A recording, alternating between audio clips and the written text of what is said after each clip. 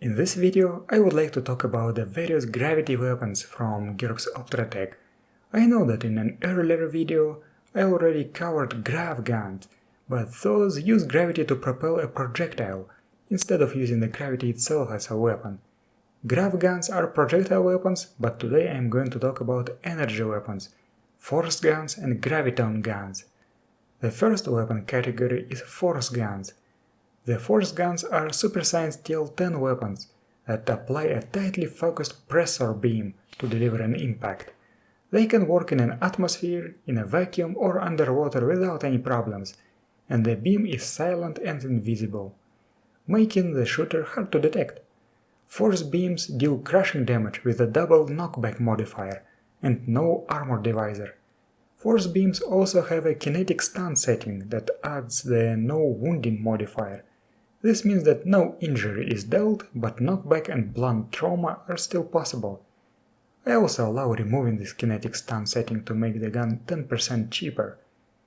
You might think that since there is no armor divisor and the damage type is crushing, that this is a merely non-lethal self-defense weapon that is useless against anyone wearing armor. But you would be wrong. Sure, the force beamer and force pistols won't be a game changer, but for example a force rifle is a force to be reckoned with. Yeah, it may not penetrate a combat hardsuit or powered armor, but it will knock the target back. This way you can ram heavily armored targets into walls or into the ground. And you have to remember that for the purpose of collision and falls, rigid armor is treated as flexible armor, so you will deal a lot of blunt trauma. Thus, force weapons are actually good anti-armor weapons in some situations. Do not dismiss them. I love these guns. The second weapon category is graviton beams. These are super science TL-11 weapons that project oscillating hypergravity fields to crush or vibrate the target from the inside. Just like the force beams, graviton beams are silent and invisible and can be used in any environment. Graviton beams deal crushing damage, but do not deal any knockback. Their damage is low, but it ignores all normal DR.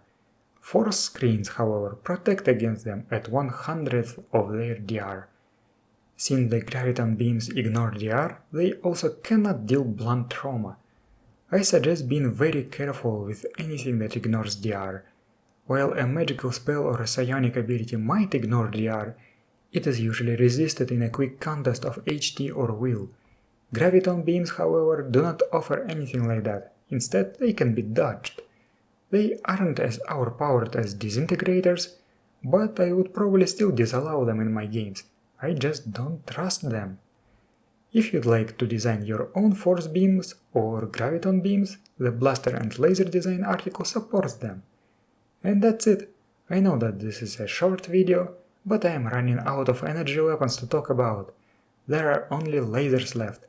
Thank you for watching, and I'll see you next time.